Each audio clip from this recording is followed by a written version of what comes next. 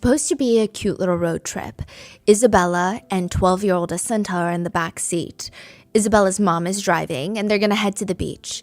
It's a bit of a longer car ride, so Isabella's mom is thinking, maybe I'll just keep it fun for the girls. I'll just have them tell stories. Why don't we all share a story, girls? It'll be fun. Get your brain juices flowing. It's a hot weekend day in the middle of July, so both of these girls, they're ready to hit the water. Come on, everyone. Let's tell stories. They can be real, fake, something you read, your imagination. Use your creativity.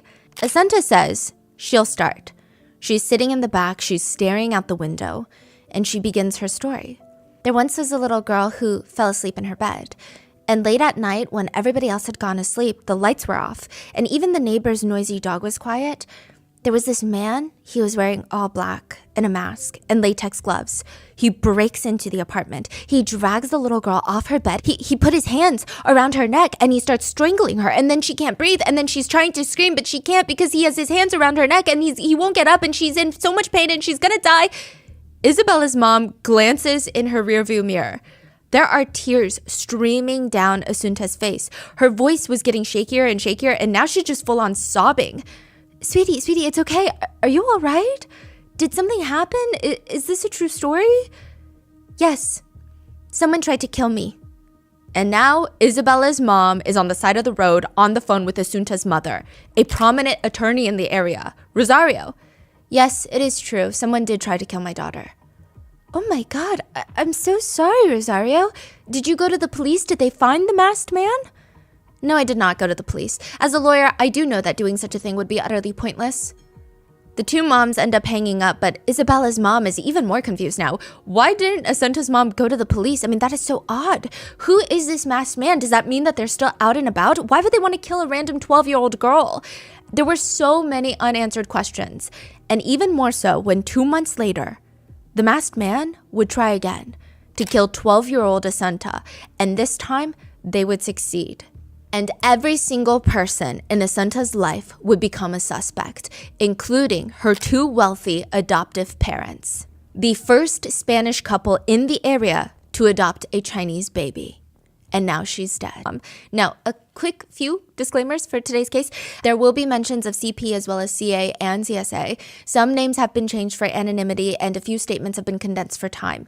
This case actually takes place in Spain. We worked with our Spanish translators to help gather the details, but there is also an English translated book called The Murder of Asenta Yang Fang, and it's written by Mark Guskin. It was an invaluable source for today's episode. He's a journalist, boots on the ground, following the story. He worked closely with both sides. He worked with the prosecution, the defense, as well as the judge, as well as two civil guards that were involved in this case.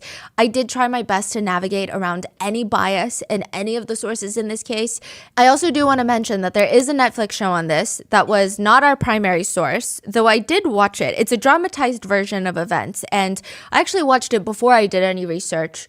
And I was so confused after it. So hopefully this video will help if that was the case for you, though you don't need to watch it to understand what's going on in here. Now, one last disclaimer. Like all cases, I have no skin in the game. I'm not here to promote one theory over the other. The more I was learning about this case, the more I was second guessing everything I thought I knew about this case. It's one of those situations where I can confidently tell you, after weeks of spending so much time in this, trying to dig up everything that we can, we feel more confused the more we know. All theories have been gathered from the internet, and they are just theories. They are not representative of my thoughts or feelings. So with that being said, let's get into it. Either you're born with it or you're not. I mean, that's unfortunately just the way it is, and that is what Gail, the ballet teacher, is telling Asenta. Her hips are just not of that of a professional dancer. It's not something that you did wrong, Asenta. It's just luck. You either have it or you don't. A lot of ballet dancers, they've got shallow hip sockets, which helps them move their legs in a wider range of motion, and it is just what it is. Gail would have understood if 12-year-old Asenta stopped showing up for class. But she genuinely just really liked ballet, and for that, Gail felt a little bit protective over her. Things were really rough for Asenta recently. So 2 years ago, both of Asenta's grandparents, they died. 7 months apart from each other, just mysteriously died. Her parents are recently divorced. They lived within a few minute walking distance from each other, but still, there's such a hard shift in family dynamics. Asunta's mom has primary custody, but who knows if she can even take care of Asunta? Teachers doubt if Rosario, the mom, can even boil an egg. And yesterday, Asunta was called out of class for hay fever. It's been a rough few months. The mother is the famous lawyer, right? Yeah, the attorney. She's never even really boiled an egg is what people suspect. She's kind of a mess. Yeah. Okay. But now Asunta is walking in through the door to class. Hey, are you feeling okay? I heard you had hay fever yesterday. Asunta looks out of it. She looks sleepy. What? I didn't have hay fever. I don't know what they made me take. Nobody wants to tell me the truth anymore. I was asleep for hours and hours and hours. Gail watches Asunta just stumble away as if she's sleepwalking. And that is so strange. September 21st, 2013, a couple walk into the police station in Santiago, Spain. Most people in town, they know this couple well. It's the wife, Rosario Porto. So Rosario Porto is an attorney, but her dad, when he was alive, he was one of the most well-known attorneys in the area. And Asunta's grandma, so Rosario's mom, she was a member of the Academy of Fine Arts in Galicia. She was a professor in the fine arts of the University of Santiago, one of the oldest institutions in Spain. It was founded in like 1495. So Rosario's parents are a big deal. Rosario's a big deal, and Asunta is her daughter. Now, the husband, Alfonso, Asunta's father, he's a freelance journalist, and it does appear that his biggest accomplishment in life was marrying into Rosario's family. Nevertheless, very privileged family, very elite. They have an adopted daughter, Asunta. The police know this, that she's adopted because, well, Asunta is Chinese. And the couple did interviews about adoptions after they first came home with Asunta, and she was like one of the very first Chinese adoptees in the whole region. Everybody knew her as the daughter of a prestigious lawyer family, the genius daughter of a wealthy couple. The wealthy couple are now standing in the police station. Please help. Our daughter, Asunta, is missing. Later, one of the parents would turn to an officer and say, I think she's dead, but I just hope my daughter wasn't essayed too. What an odd thing to say when your 12-year-old daughter has gone missing for just 3 hours. What do you mean you think she's dead? And what do you mean you hope she wasn't essayed too? 12 years ago, June 2001, Rosario, the successful attorney, is sitting on a plane. She's shaking a bottle of pills into her hand. She grabs her water bottle. Her husband, Alfonso, is helping her open it up, and she's swallowing the pills. It's to help calm her nerves. Lorazepam. This is the most nerve-wracking plane ride that they've ever had to sit through. What if I'm not going to be a good mom? What if I don't connect with anyone? Oh my God, what if we're not fit parents? What if they don't give us a kid? Alfonso is calming her down. They're both in their 30s. They've seen enough about life, okay? Of course, they're going to be good parents. They've got the money, the resources, the connections, the support. This is the right thing to do. They're going to start a family now. Rosario suffers from lupus, so the physical toll on her body, if she were to get pregnant, would have been incredible. It just didn't make sense for her, especially when there are kids out there that need loving families. That's what she's saying. That's why the two of them are on this shaky plane all the way to China to adopt. And of course, all their friends are like, why China? That's very specific, you know? Well, Spain has so much red tape when it comes to adoptions. There's strict regulations and laws, so many hoops that you have to jump through, and there's not a lot of children up for adoption with the birth rates that are at this point plummeting. You'd have to be waitlisted and investigated for years. There's no guarantee that you'll even be able to start a family soon, and a lot of the times they might even give you a child that's not a baby. Meanwhile, at this point in the early 2000s, and this is going to kind of sound wild, but it was insane how relaxed the situation was. Back then, if you had $10,000 and a plane ticket to China, you could probably have a baby in your arms in as little as 2 to 3 weeks. Really? Yeah, it was pretty relaxed. Back in the days. Back in the day. Not anymore. Oh, right. It's very difficult now. And 95% of the time, you'd be coming home with a baby girl in your arms. Really? Because of the one-child policy in China at the time. Oh, right. There were way less boys up for adoption, and even if they were very difficult to adopt. So when they get to this little orphanage, the couple, Rosario and Alfonso, they don't really know what to expect.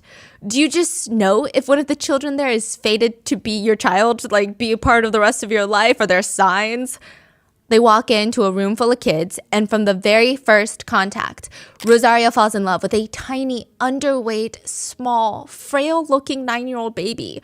Her name is Fang Yang. She was born September 30th, 2000 in the Hunan province. Fang Yang? Her grandparents were her caretakers, but they recently passed away. She was the one. Rosario could feel it. I mean, this is her baby. It took 2 weeks in China for them to adopt Fang Yang, and by the time that the three of them were boarding the flight back to Spain, Fang Yang's paperwork would read, Asunta Fang Yang Bastera Porto.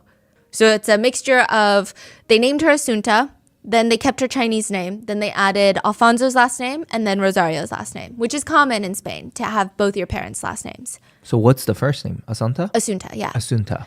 Now, I do want to preface, this is not how I feel about adoptions, but Rosario and Alfonso, they felt like they're rescuing a baby. They're rescuing baby Asunta and giving her a life that she would never have in that orphanage. They had heard all kinds of stories about the horrendous conditions abandoned babies and children have to live through. And when they grow up and they become 6, 7, nobody wants to adopt them anymore, what kind of life do you think they'll live? That's not a life. That's hell.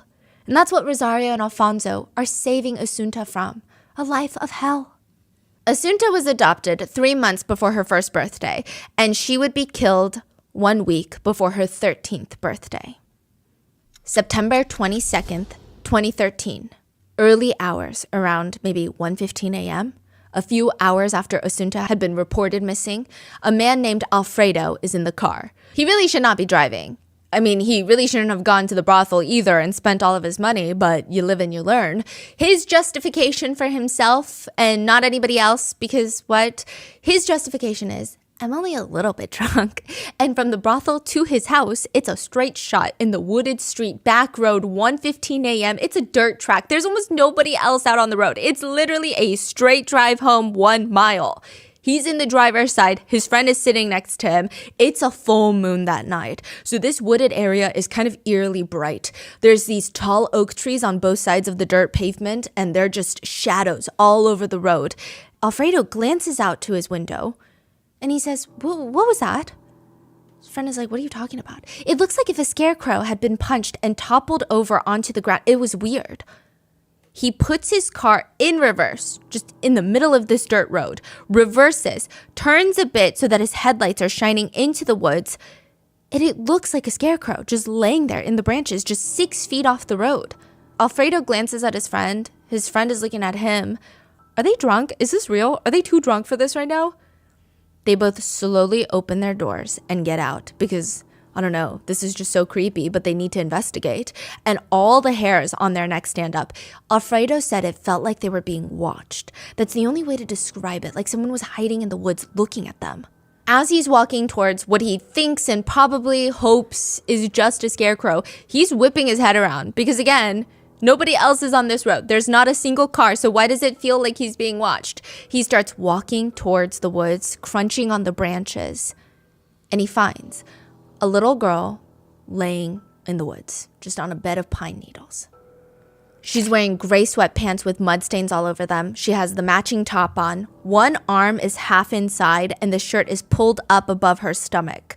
She's barefoot. Her left arm is laying across her chest. There are wet stains around her private area and near the neckline of her shirt. There are pieces of orange cord. You would tie someone up with it, rope. They'd been cut up. It looked like they had been used to tie the girl's arms and legs, but now they're cut and laying next to her body. They slowly reach out, hands are shaking, and they try to feel for her pulse. Nothing. The 12-year-old girl is dead. Alfredo starts freaking out. I mean, he's not even supposed to be driving. Actually, he has a suspended license because of a DUI, and obviously not the best thing to be worried about right now, but this is going to sound crazy. We got to drive back to the brothel and then walk back and then call the cops, act like we're walking home from the brothel, and then found the body. Yeah, obviously, it's going to take more time that the investigators probably need, right? But this is Alfredo's way of trying not to get in trouble. Really? Yeah. He's already got a lengthy criminal background, cocaine charges. He's not trying to go to jail. So they get back into the car, drive to the brothel, park the car, and start booking it through the woods. They're running through the woods. Well, at least he's still trying to report the finding, right? Yeah, I mean, I guess, right? Now, this is just Alfredo's word, and he's drunk. But he said that his blood ran cold because remember how the girl's arm had been laying across her chest? It was now by her side. Alfredo felt either she moved it, which he knew she couldn't have because he personally checked for a pulse, or somebody had been watching them and somebody had moved her arm. Oh my God, someone was in the field. Alfredo's friend makes the call. We found a little girl and we think she's dead. Her eyes are white, there's blood on her nose, she's wet herself, and she's here laying next to a gutter. The little girl was Assunta. Assunta was found 2.5 miles away from her mom's vacation home, dead, just 8 days before her 13th birthday. Everything about this case is about to start getting wild. I mean, who would want to kill a 12-year-old girl? And why did a series of pictures taken by her family go viral after her death? There's a series of photographs of 12-year-old Assunta laying in bed. She's wrapped tightly in a blanket, almost like a baby swaddle. In some of the pictures, her eyes are wide open. It doesn't feel like she's being forced to take the pictures, but it definitely doesn't look like she wants to be there. In one photo, there's a man's hand in frame resting on what would probably be her thigh. In some of the photos, Assunta's eyes are closed, like she's pretending to be asleep or dead, or maybe she is asleep, I don't know. In another set, she's got her teddy bear laying next to her and she's swaddled so tight in this blanket that it doesn't look like she can move. And her eyes are wide open. After her death, netizens have been looking into these pictures and some believe that her pupils look dilated, as if she's been drugged. Wait, you're saying someone swaddled her, like in a blanket? Just like almost burritoed her in this blanket. And these are pictures that were taken months, perhaps even like a year or two before her death, and they started going viral after her death. And the photo was, where was it found? Just on her phone. On her phone? Yes. So somebody took it with her phone? Yes. And somebody else swaddled her because you can't swaddle yourself. No, somebody else did. There's a man's hand in the photograph. It does appear to be her dad's, perhaps. It's very questionable. It's a strange photo, but the most alarming photo that goes viral after Assunta's death is of 12-year-old Assunta in her ballet costume. The costume itself, I imagine, is not suggestive. I saw the photo. I'm not going to post it on here or even on Spotify. I don't feel it's appropriate. Apparently, everyone in the recital had to wear this ballet costume, but she is wearing fishnet tights, a pair of shorts, a tank top, and that's not even what people are arguing. It's not even the outfit. She does have heavy makeup on, but she is sitting on an armchair sideways. So her back is leaned against one arm and her legs are wide open, draped over the other arm of the armchair. And she's looking at the camera, but her face is in a daze. So that with the outfit, her legs being kind of open and the heavy makeup and the fishnet stockings, her staring at the camera, almost looking drugged, it was very odd. So when these photos go viral, everyone is trying to put the pieces together of what is going on, why was she found in the woods, and also to make things even more puzzling and sinister. One of the first things a forensic tech would point out to the investigators is that Assunta had a strange substance on her shirt when she was found dead. Possible semen stains. September 21st, 2013. Assunta is missing. She has not been found dead yet, and the parents are walking the police through the day of what happened and when they last saw her. I mean, it was just really a normal day. Truly, nothing stands out. Wait, this is the day they reported she was missing? Yes, so they found her within like 3 hours after reporting her missing. Oh, so this is back to when they first reported her missing. Okay. Right when they walk into the police station. Okay. And they're explaining, truly, it was just a normal day. I mean, nothing stands out. For lunch, we had scrambled eggs and mushrooms at Alfonso's place because, remember, the parents are divorced, so they were at the dad's house, ate scrambled eggs, played a round of cards, and after lunch, Rosario and Assunta decide to head back to Rosario, the mom's place, which is quite literally down the block. It's like a 2-minute walk. Assunta says, "Can I go first? Because The Simpsons, my favorite TV show, is about to be on and I don't want to miss a single second of it." She runs back first. It's still bright outside. It's a 2-minute walk. She gets home, watches the show, and Rosario comes in maybe 8 minutes after. After they finish The Simpsons, Assunta goes to her room and she's got all of her books laid out on the floor. That's her favorite way to do homework. And this is dumb, right?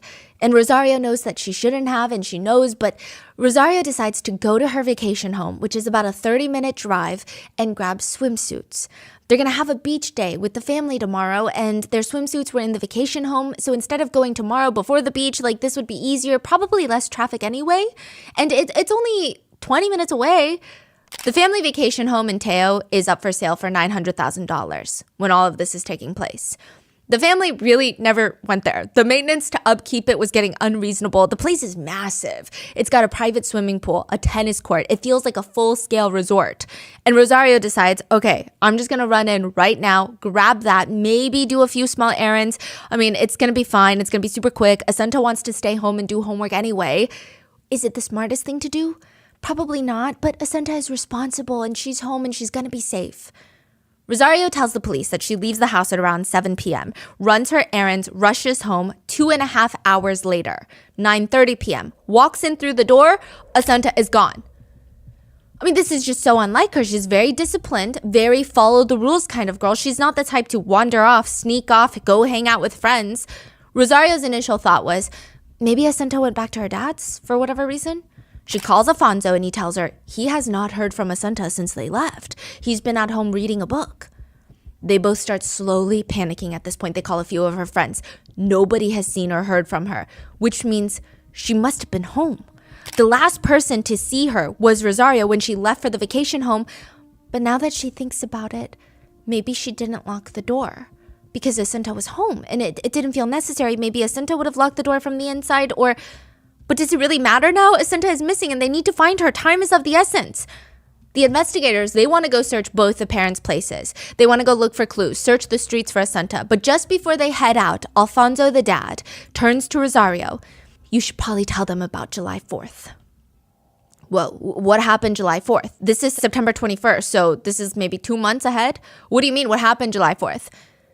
July 4th was a strange night indeed. Rosario tells the police. A few months ago, Assunta and I went home at night, just the two of us. She always wanted to open the door with her own key, so I went in to disconnect the alarm, and I went running in to disconnect it. She's got to go in, turn off the alarm before, within a certain number of seconds, otherwise it's going to start ringing. She rushes in, Assunta follows in after, but she left her keys in the door. I've got a little sign on the door that says lock the door at night. I'm very absent-minded. I'm a bit of a disaster, too trusting. My handbag has been stolen 3 times. I always assume the good in everybody. It was a school holiday and we were at a fair and my daughter did various summer courses, one for violin, one for singing, and one for, I don't remember. It was the trio at the high school for music studies or something. Well, different things like the piano, the violin. We both went to bed that night. Unlike my father, I sleep very deeply. The police are confused. What is going on? So, okay, to clarify, Rosario rushes in to disconnect the alarm. Assunta follows in after and closes the door behind her. But what neither of them knew at the time, so Rosario claims, is that Assunta had forgotten the key in the keyhole. She left it in there. Okay? Precisely. Neither of them noticed. They just went about their nights. Assunta went to her room to sleep, and Rosario went to lay down, and she's messaging her friends on WhatsApp. She sends a message at 1:50 a.m., telling her friend that she just feels so much better recently. The medicine for her mental health, her anxiety, it's working, and her depression is disappearing, which is great news. And hopefully things will get better next week, and they can grab coffee. Rosario has her phone in her hand when she slowly falls asleep, drifts away. I always say sleeping like a log saves me though, because I don't sleep a lot, but when I do, I'm like a log. At around maybe 2:30 or 3 o'clock, I heard Assunta calling for help. My bedroom is right next to hers. All the lights were off at night. We like to sleep with the blinds right down and even close the doors as we don't like the light. But as Assunta is scared, I got her one of those little lights from IKEA so she can go to the toilet at night. I got up and I saw her in the dark with just the IKEA light with a man holding her down from above. She's on the ground. I jump on top of this man and he threw me backwards and then he ran away. I hit the door as he ran out the front. What Assunta and I remember about this man is that he was wearing rubber gloves and he was dressed all in black. He was strongly built and quite short, around 5'2" maybe. Wait, slow down, bring it back. So Rosario is telling the investigators that in the middle of the night, she wakes up, her eyes are wide, Assunta is screaming. She runs into Assunta's room. Assunta is on the floor and there is a man bent over, hands around her neck. When the man realizes that Assunta's not home alone, because why would she be? She's 12. He pushes Rosario, physically knocks her down, runs out, and the only thing that either of them remember about this man is that he's masked, wearing gloves, super short, and dressed in black. She continues. Assunta was saying, Mom, he was trying to kill me, and I said, should I call the police or shouldn't I call the police? This jerk Alfonso didn't answer. I thought about calling a friend, but it was 3 o'clock in the morning. Assunta had left her keys in the door, and the guy didn't take them, so all I did was I took her to my bed with me and tried to calm her down. Wait, you didn't call anyone after what happened? Oh, that's right. I did call Alfonso, but he didn't pick up. Because like I said, this one's a jerk. Crazy that she didn't call the police after that. What? Later, Alfonso would say that Rosario never called him that night. In the middle of the night, to which Rosario laughed. I must have been so nervous that I accidentally dialed myself. Which is just an odd story. Wouldn't you get a busy tone if you call yourself? I didn't know you could call yourself. Yeah, you just get a busy tone. I tried. Like a beep, beep. The next morning, Alfonso comes over, and the two of them helped Assunta calm down and told her not to talk about it with anyone. Just let it go. Don't worry too much about it. Assunta didn't. She took a selfie where you can see red marks on her neck like someone tried to strangle her and sent it to a close friend of hers. She sent it with a text message. I'm really nervous. Someone tried to kill me at 4:30 today. Wait, who tried to kill you? I'll call you tomorrow and tell you, but you can't tell anyone about it. Wait, she said 4:30? Yeah, 4:30 in the morning. Is that what the mom said? Mom said 2:30. Already a discrepancy. The friend texts, call? Please, yes. If not, I can't trust you. They tried to kill you? Shh. Tomorrow I have free calls. But Assunta never called her friend, and her friend never mentioned it again. Rosario never even brought it up until Assunta had the incident in the car with her friend Isabella and Isabella's mom. That's when Rosario went to report the incident to the police. No way. But she told the police, just like she knew they couldn't do anything about it. Rosario said that she just assumed it was maybe a contractor that had done some work in the house a while back, probably remembered the layout and knew that there was a safe in Assunta's room. That's some crazy reporting. Alfonso interrupts the middle of the story before they're finishing up their final statement. Do you guys mind if I head out? Now, side note, I know in the Netflix series, they state that he wanted to check the stairs because Assunta always used the stairs to get to his place and maybe something happened in the stairwell. I couldn't 1,000% verify that detail with certainty, so I don't know if that was just dramatized. But regardless, the only important thing to note is that Alfonso leaves before the statement is finished and signed, leaving Rosario alone with the police. At the time, the police didn't really think much of it. They let him go because honestly, the police just wave him off because they've got so many questions right now. Why didn't you immediately call the police July 4th? Break-ins are rarely solved and nothing was missing. Assunta is a very fearful girl. I did not want her to feel unsafe in her own home. Wait, what? There's still so many questions. Why was there a safe in Assunta's room to begin with? Also, this was 2 months ago. Could Rosario really leave her at home alone again to run errands? I mean, wouldn't she be shaken up if the perpetrator had never been caught? Mm-hmm. And really, at the precise night that they leave a key in the door, a former contractor knew that's exactly the night to come in. But more importantly, even if they had left their key in the doorknob that night, and even if a contractor had showed up to the building to do something horrendous, they would still need a key to get through the main door of the building, a separate key. There were no signs of a break-in anywhere in the building, and nobody let anyone unknown in, meaning whoever did this had to have a key to the main door of the building. And if you know someone can get into your house one time, that means they can get in again. Exactly. How are you just chilling, not even changing the lock, calling the police, doing all these things? Leaving your daughter home alone again? Exactly. Before Assunta went missing, there was really nothing in her life that seemed even slightly out of the ordinary. Well, at least not initially. The family lived in what people call Santiago's VIP zone. So the upper elites, they live here. And the family, they got a whole floor to themselves. Their apartment is decked out in blue, green, yellow, overwhelming colors, okay? Or at least this one. They've got multiple properties, all thanks to Rosario's very wealthy parents. And Rosario would decorate this apartment with like the most colorful rugs from all over the world. She had an obsession with it. And she would invite all of the ladies over to chit-chat, have tea. And mainly she invited them over so that they could listen to her talk. We were so scared when we first got Asanta. I mean, she was so frail. And every little sickness, every little fever, we had the doctors rush into our home. But thankfully, all of them were just childhood ailments, the common cold. And now look at her, so incredibly healthy. It truly is such a blessing. I wouldn't go as far to say that Rosario was a trendsetter, but she was very vocal about Asunta's adoption, and she would keep encouraging other families in the area to adopt.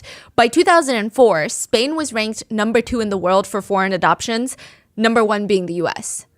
And Rosario would make appearances on local TV networks to talk about her experience adopting, and she would just give out such motherly wisdom. And just like biological birth, adoption is for life.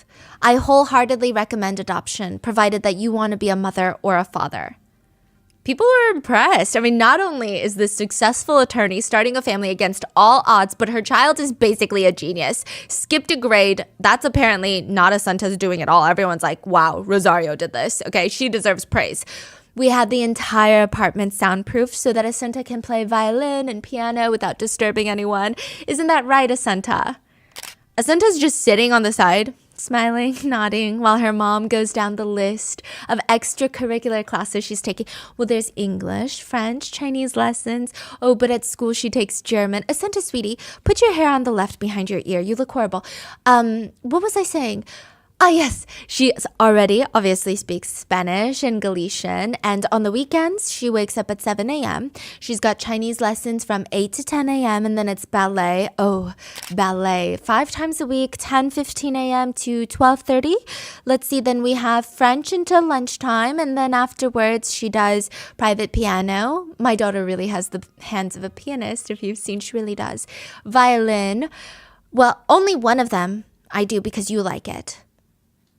Wait, is this on TV, on news reporting? What is this on? No, this is in the apartment with all of Asunta's mom's friends. Oh. And Asunta just snaps. She's like, well, I only do one of them because you like it. And the whole room goes silent. How old was she? Maybe this is like a year or two before she goes missing. She's very young. Oh. It feels a little resentful, like an outburst, but it could also just be a kid being a kid. Rosario turns to her friends.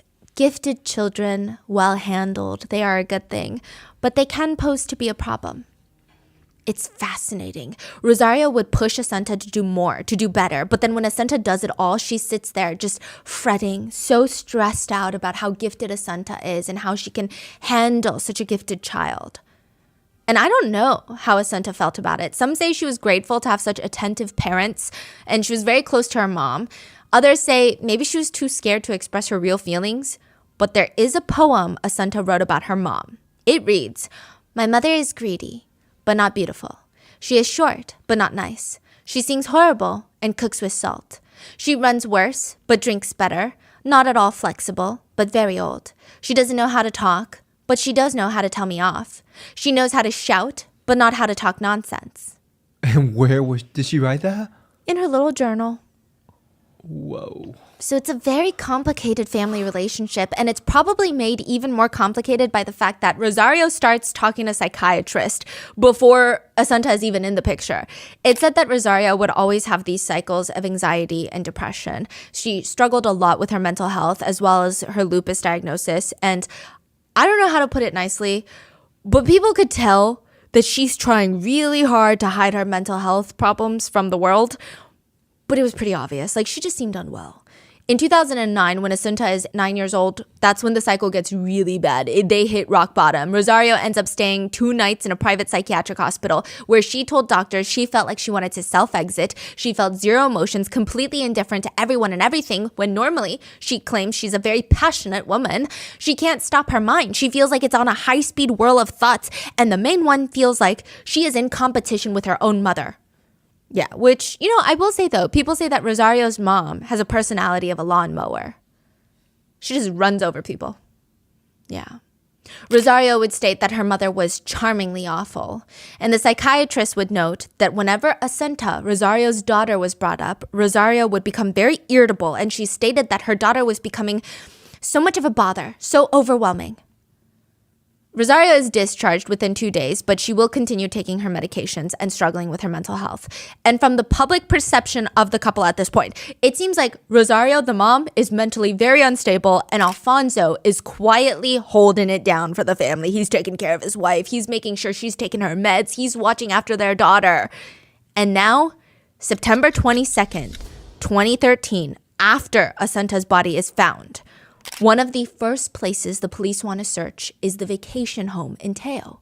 Naturally, it makes sense. This is where Assunta's mom said that she went to go pick up the swimsuits, and it's also only 2.5 miles from where Assunta's body is found. Where Assunta was supposed to be at home doing homework is a 20-minute drive. This 2.5 mile is like what? A 3-minute drive? Yeah. They bring Rosario in to the vacation home. Don't touch anything since there could be important evidence here. Right when they step inside, she tells them, I gotta go upstairs and use the restroom. None of the toilets downstairs are working. And she just books it up the stairs. The police officer said Rosario starts running upstairs, bursting through the rooms of the restroom, and we're thinking, okay, clearly something's not right here. So they chase up after her, they book it into the room, and they find Rosario not on the toilet, bent over the restroom trash can like a little gremlin digging for gold. Move aside. Don't touch anything. Step aside. She turns, and inside the wastebasket, they see orange cord. Orange cord, like the one found near Assunta's body. Oh my gosh. They find a face mask and tissues that appear to be wet. They stare at Rosario, and she looks very nervous. They run the autopsies on Assunta, and the cause of death for Assunta was asphyxiation. It's speculated that her cause of death was suffocation by a, quote, soft and flexible object, that her nose and mouth had been covered, which resulted in her suffocating. But even more alarming than that was Assunta's toxicology results come back. Her blood and urine samples, and this is where it gets so strange. She was found to have highly toxic levels of lorazepam in her system. 27 lorazepam pills. A high dosage for an adult would be 3 pills. She had 27 pills in her 12-year-old body. She hadn't just been drugged that night. Her hair test showed that she had been drugged with lorazepam for the past 3 months. But like that amount of... not as high, but pretty bad. Whoa. What happens when you take like a heavy dose? You don't remember anything. You basically have amnesia. You're sleepwalking. You are out of it. You are unconscious. You can't control your movements, muscle movements. You're sleeping the whole time. You're just unconscious. What is the pill usually for? Anti-anxiety. Oh, we'll get there. Now, since her cause of death was asphyxiation and not overdose, that suggests that Assunta was drugged and then smothered, which who is giving a 12-year-old that much lorazepam for the past 3 months to begin with? Lorazepam, like I said, is typically used to treat anxiety disorders, insomnia, because it just knocks you out. I mean, sometimes it's just used to even sedate people. So for those reasons, it's highly addictive. It's treated like a controlled substance in the US. Assunta did not have a prescription for it, nor would most doctors prescribe anything long-term like lorazepam to a 12-year-old. So why does it show that she's been taking it for 3 months? And why does it show that she had 27 in her system the night that she died? And is it also a coincidence that lorazepam is the exact medication Rosario, Assunta's mom, has been prescribed for her anxiety attacks? After Assunta's body is found, police start pulling CCTV footage from local businesses to see if they can somehow track Assunta's whereabouts, because her mom stated that she was home in Santiago. Then she ends up in a neighboring beach town. What's going on? How did she get there? Police are able to pull CCTV footage from a gas station en route to the vacation home. So they're tracking the route from the Santiago apartment to the vacation home. And they play back all the frames until they spot Rosario's car. A green Mercedes, just like she said she would have been on the way to the vacation home. Only, there is another figure inside the car, in the passenger seat, a small little Asian girl, Assunta. Remember, Assunta's supposed to be at home doing her homework. Rosario went to the vacation home alone, so she claims, which is why it's surprising that Assunta's body is found near the vacation home in the woods. So what's going on? Well, now Rosario's got a new story to share with the police. Rosario is staring at the footage. It's the nerves, the pills, and the shame, really. Rosario said that she felt ashamed that her daughter had gone missing under her watch, but she can explain all of this. Assunta wanted to go to the country home with her mom initially, but once they got to the vacation home, Assunta didn't even want to go inside. She just wanted to stay in the car. And Rosario said Assunta starts feeling ill to the point where she keeps insisting that her mom U-turn all the way back and drive her back to Santiago so that she can finish her homework and go to sleep. It was weird, but she listened to her daughter. She drives all the way back to Santiago, drops her off on the street, on the block where their apartment is, and let Assunta walk because I guess it's like instead of turning into the block, she's like, okay, just get out now. Which is a little odd, but she's saying it's a 3-minute walk. It's not that big of a deal. Wait, that makes no sense. Isn't the mom just there to pick up something? Yes, she picks up the swimsuits and then she says she wants to go run a few more errands. Oh, okay, so she drops her off. Mm-hmm. Yes. Do we have a camera? No. Nothing. And she says that's the part she was really ashamed about. The whole thing of just dropping off her sick daughter on the street and just expecting that no predator would come in the 3-minute walk that it would take to go home. She drops Assunta off and then spends the rest of her night trying to run errands, but none of it was a success. Her story goes, after dropping Assunta off on the street near the apartment, she does not recall exactly where, she drives back to the vacation home, picks up the swimsuits, gets in her car, drives all the way back to the store to buy something for Assunta's ballet class, like a Pilates ball. But when she gets near the store, she doesn't even go into the store, she says. She realizes, oh my God, I forgot my purse in the vacation home. So she goes back to the vacation home, grabs her purse, gets into the car. And at this point, she's like, it's too late to go to the store and buy the Pilates ball, so I'm not going to go. Instead, she decides she's going to drive towards the gas station. But when she drives towards the gas station, she realizes on the way there, not stopped there, on the way there, I don't have my rewards card. I don't have my discount card for the gas. So I'm not going to pump gas if I don't need to pump gas if I can't even get a discount card for it. I left that in Santiago. It's such a mess, right? Conveniently, there's no CCTV footage of her entering any store or gas station because she never got to. So then she drives home. That's her new version of events. Now, the police also claim that they searched all the routes that Rosario told them that she took, and the only definitive one where they could find Rosario in the car was with Assunta going to the vacation home together. Everything else is just Rosario's word. And this is already her second version of events, which makes no sense. I mean, forget all the small, I don't know about that moments. Would a caring mom really just leave her daughter on the street when she's not even feeling well? When the authorities asked her why she lied about something like this, she said, well, I was just so nervous, so incredibly nervous that I said everything wrong. I couldn't believe what was happening to me, and I wasn't wearing a watch. I only had my mobile with me, and my phone had run out of battery, and I must look really careless, but I'm not. You must understand, I have so many things to worry about. But regardless, there's so much about Rosario, the mom, and her stories that just don't make sense. Even the whole story about the latex man is just not adding up. Why did she not go to the police until Isabella's mom called her? That is not normal behavior. When investigators find the initial officers who took the report, they said it was weird. Oh yeah, it was weird. She seemed like she could not care less about what happened that night to her child. She sounded very cold, even arrogant, very much, I'm a lawyer. I know what I'm doing. She told the police, there's nothing you guys can even do about it. I'm a lawyer, I know. There were no fingerprints because the man was wearing gloves, so I didn't get a good look at his face. No distinguishing features. I mean, there were no clues on who the masked man would be, so how are you going to find him? The whole thing was so odd. Even just the coincidence of this incident is odd. The night that they left the key in the door is the precise moment that someone came in. I mean, what are the chances of that? It's just weird. Even more odd is that the initial police, they went to investigate and one of the neighbors came forward, Olga. She lives downstairs and she said, oh, July 4th, I remember that night. Let me tell you something. If someone breaks into a house, a masked man, I would know, okay? I remember hearing them scream that night, Assunta and Rosario. I remember going up, knocking on the door to see if everything was all right. Rosario opens up the door and tells me, it's okay, don't worry, it's just the kid. Whatever that means. But I hear a little girl saying, Mommy, is it the burglars again? And I thought, burglars? I don't think so. My dogs bark at anyone they don't recognize that steps foot into this building. They can sniff it. This is crazy. Yeah, listen, I'm not sure how credible a neighbor's dog is, even when they're not testifying because they can't. It's a dog. The police took this as is. Either the attacker is someone that is already inside the apartment, which is unlikely since Rosario and Assunta saw a third person, or the attack never happened, which is also unlikely because Assunta sent pictures with markings around her neck and she was clearly shaken up. Or the attacker was someone familiar to the neighbor's dogs. Who would that be?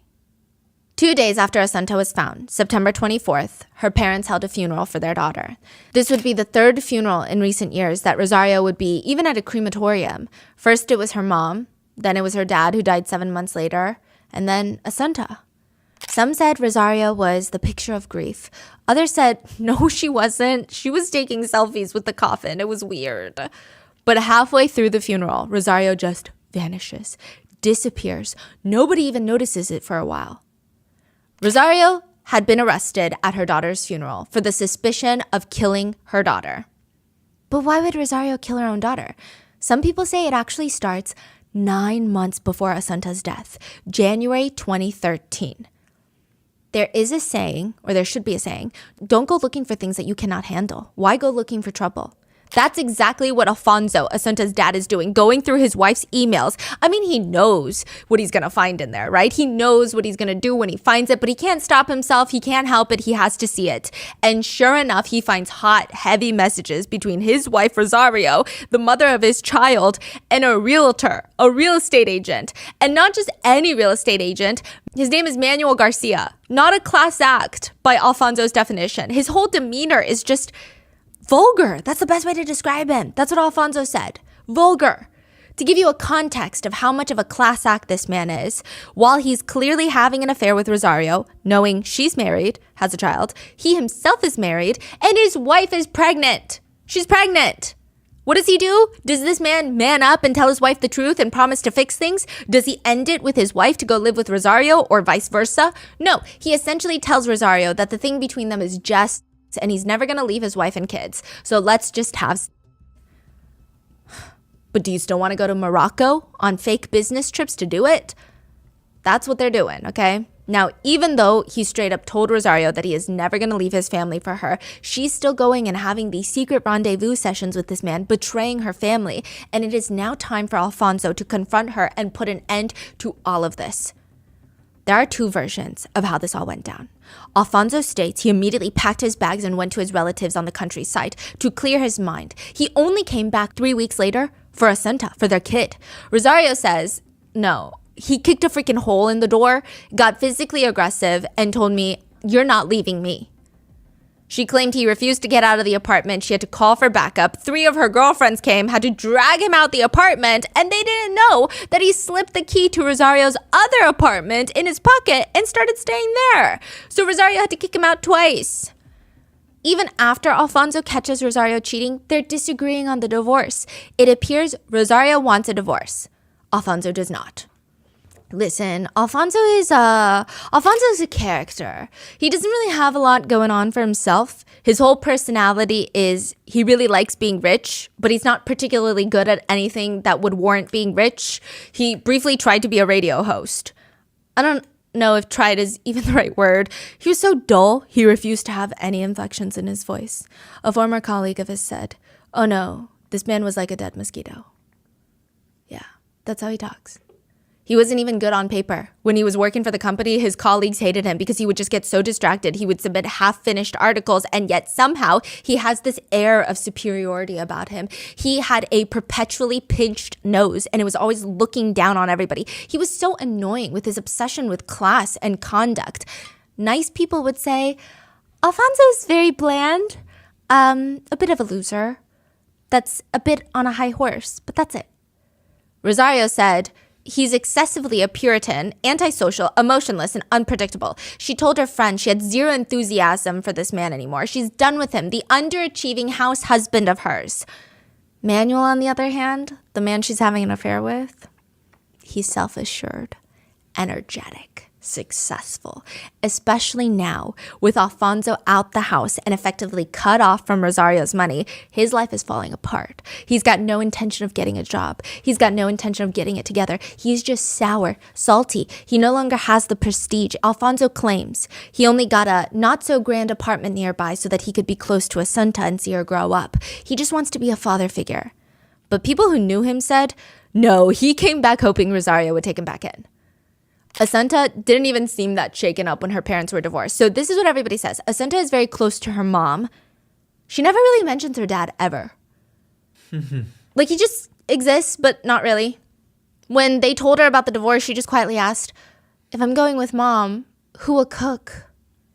Honestly, a valid question. Forward thinking, if you ask me. Alfonso is the one doing most of the house tasks, cooking, cleaning. It's unclear if Asunta is shaken up by the divorce, if at all. So there is an email from Alfonso to Rosario during the divorce, and in the email he writes to her, "Hello, Charo.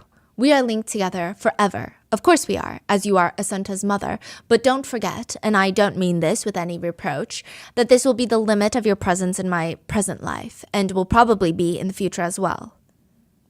It's like he's trying to say we're not dating anymore, but it's clear he wants her back and is reminding her we are forever linked together by Asunta. So a lot of people theorize maybe Rosario felt like the only way to fully be free from Alfonso and start a new life is get rid of their only shared connection, Asunta. Rosario did tell psychiatrists that she was overwhelmed by Asunta. She was in the process of renovating another apartment. People speculate that she was hoping that her lover, Manuel, would leave his family and move in with her. So maybe she does something very extreme.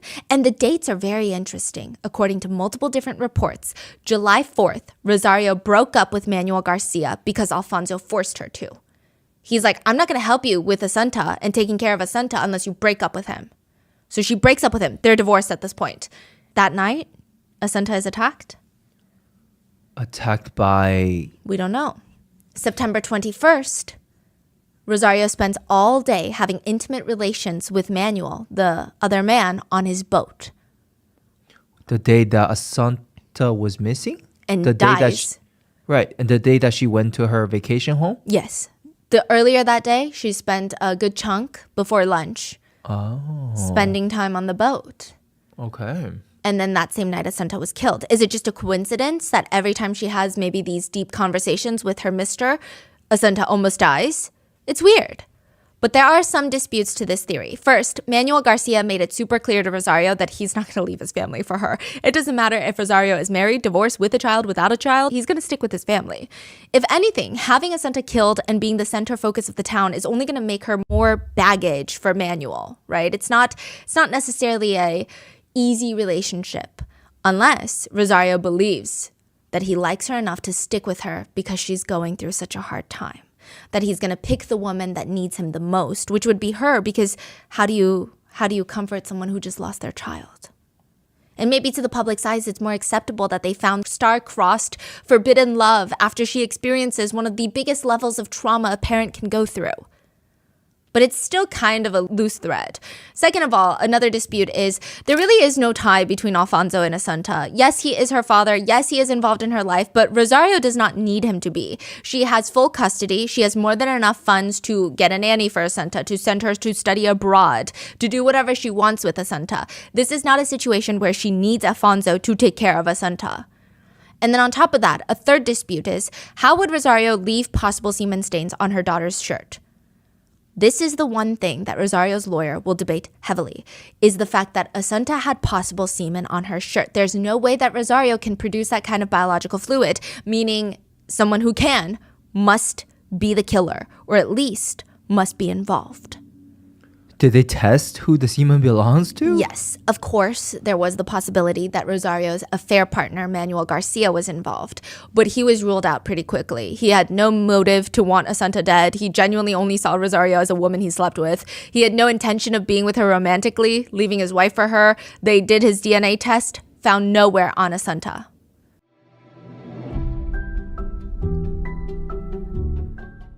I have been obsessed with watching C-dramas recently, and there is no better way to unwind after a long day than to play a show and really immerse myself in a whole new world while being entertained by the most honestly unhinged plot lines.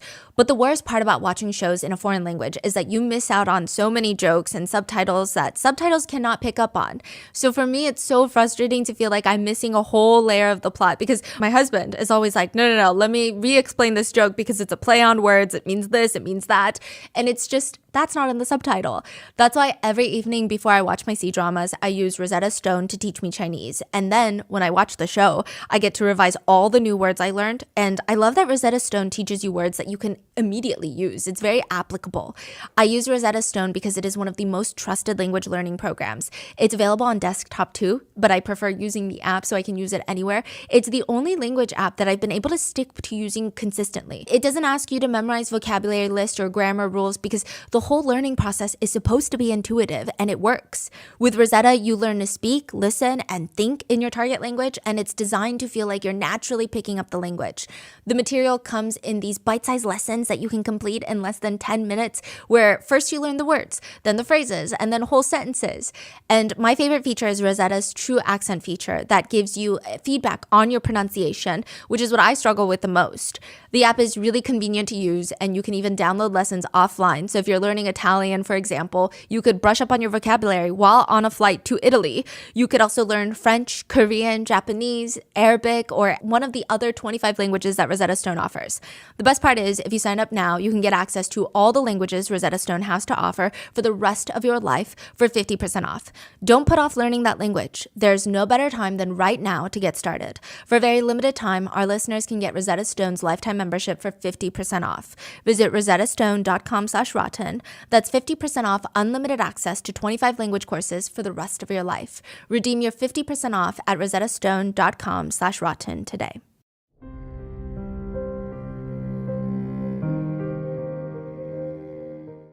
The person whose DNA was found on a Santa? Even more bizarre. A man named Ramiro. It's our first time bringing him up because this man is completely random. He's a Colombian citizen living in Madrid, which is a 6-hour drive from Santiago.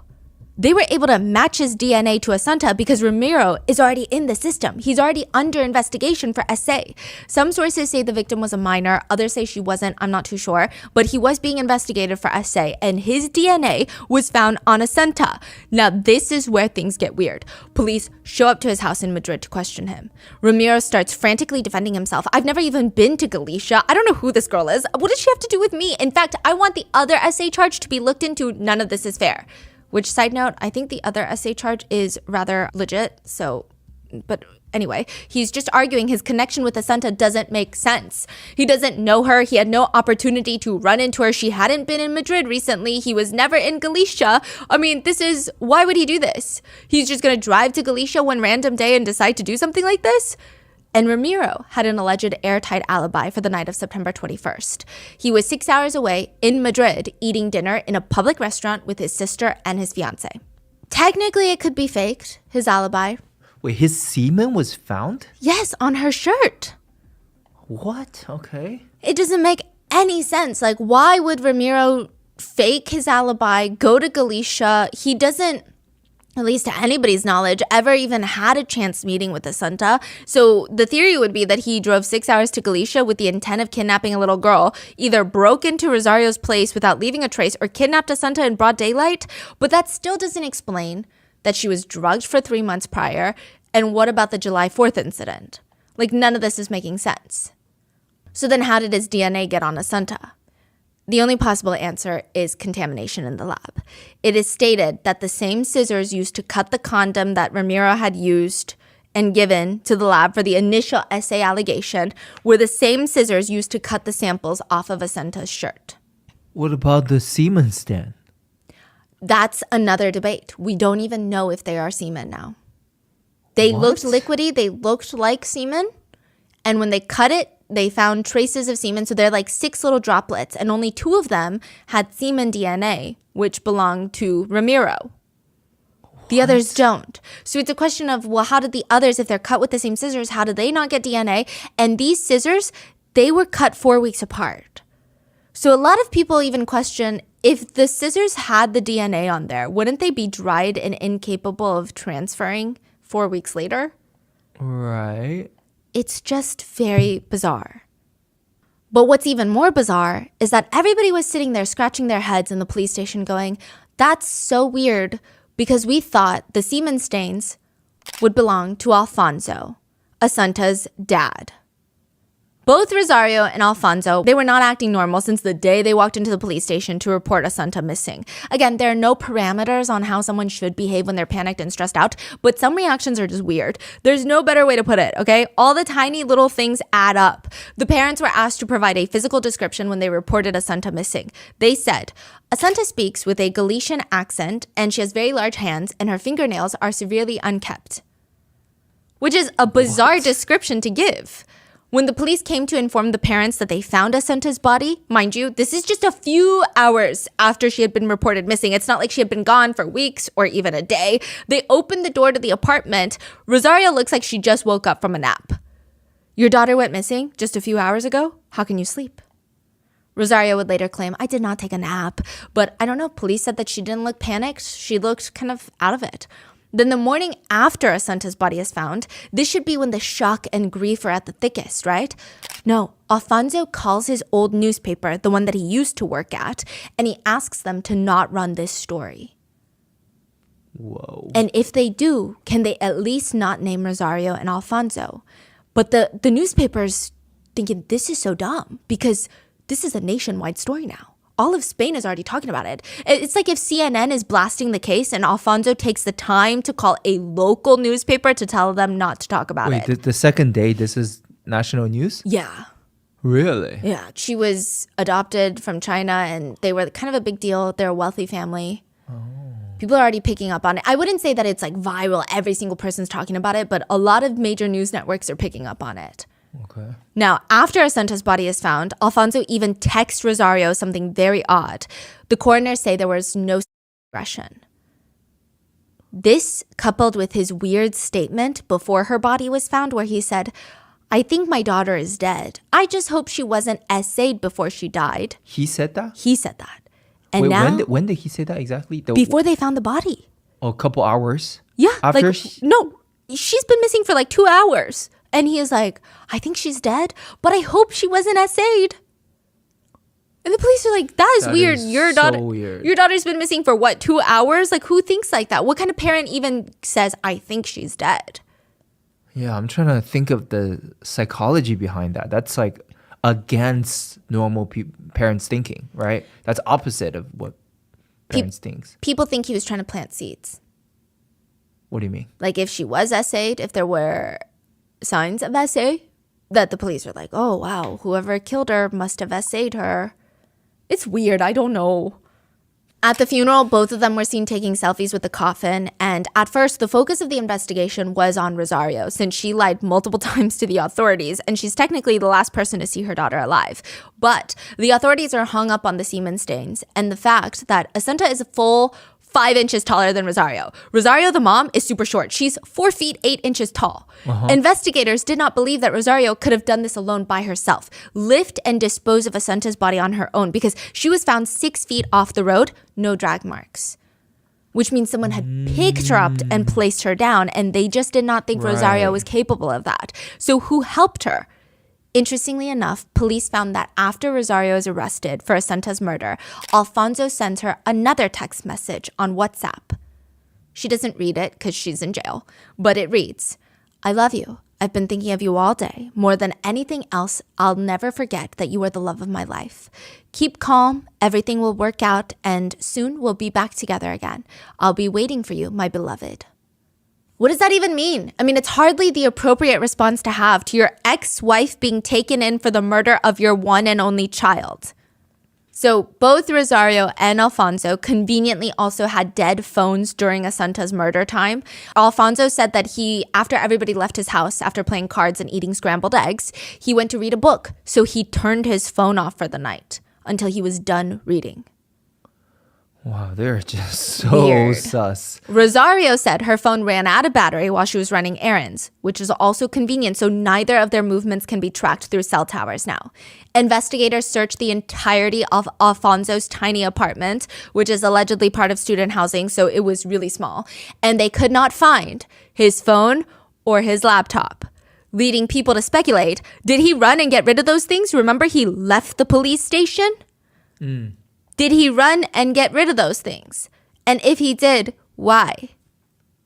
Now, the most damning piece of evidence, like how the CCTV was damning for Rosario of Assunta being in the car, for Alfonso, the most damning piece of evidence was the fact that records show for the past 10 weeks of Assunta's life, Alfonso had been slowly obtaining lorazepam pills, over 170 pills.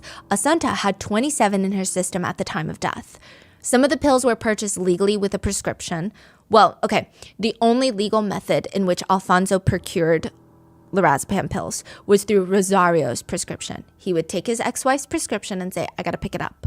But that wasn't enough. Alfonso goes to his doctor and starts lying that he suddenly has anxiety attacks and gets a prescription for lorazepam and starts picking that up. Additionally, he just starts illegally purchasing lorazepam as well. So Spain at the time was not as strict on drugs as in, I guess, pharmacies in the US would be. Well, pharmacies in the US are strict. I would say sometimes the doctors are not strict at prescribing, but you get it. In the US, if you go into a pharmacy and you tell them that, hey, I just picked up lorazepam, a controlled substance, but I just lost it. I'm going to need another round. My sister's a pharmacist. You'd be surprised at how often people try to do this. You're not getting more lorazepam. You're just not. That's crazy, okay? That is crazy. You can just tell them you lost it. In Spain, it was a bit more common at the time. Oh, that's his method? That's how he's illegally getting him. One of his pharmacists was a close friend of his, and he would just say, hey, I went to a hotel, I brought my little pill case, and then I lost it, and I think the housekeepers threw it out, and so now I got no more lorazepam. Could you just refill it for me? And you would just get twice as much lorazepam for one prescription. So the first time Alfonso purchased lorazepam was on July 5th. The night after the attempted murder of Assunta, when a masked man broke into the home, which is a fascinating timeline if you ask me, and we'll get more into it later. The day after Rosario's arrest, Alfonso is arrested. So now both of Assunta's parents are under suspicion of killing her. Now, Assunta's teachers would say, I don't know if this is a good or bad thing, but Assunta's dad always treated her like a friend. Which I know it sounds kind of nice and kind of cute, but he literally treated her like they were classmates. Like he was a 12-year-old boy and she's a 12-year-old girl. Which, again, we don't know if it's a good thing, but Assunta is doing well, so we didn't think much of it. She was typically one of the most dedicated, focused kids in the class. And from what they can tell as her teachers, she seemed really happy and talented and disciplined and like she enjoys most of the extracurriculars that she does. She is very stimulated by these things until 2 months before her death. So from that point forward, Assunta's teachers never really knew what they were going to get with her, whether it was going to be the real Assunta or somebody else. July 9th, 2013, Assunta's violin teacher, Alina, says Assunta is stumbling in, and Alfonso, the dad, is following in after her. Oh, sir, is your daughter all right? She's drugged. Drugged? She did not like that word. What do you mean drugged? She's undergoing medication for allergies. It's the antihistamines. They're clearly too strong for her. So basically insinuating Assunta is on some sort of Benadryl. You know how Benadryl makes you super drowsy and kind of confused, and it's making her act strangely. But he assures her, nothing to worry about. It's a very normal reaction to the drugs.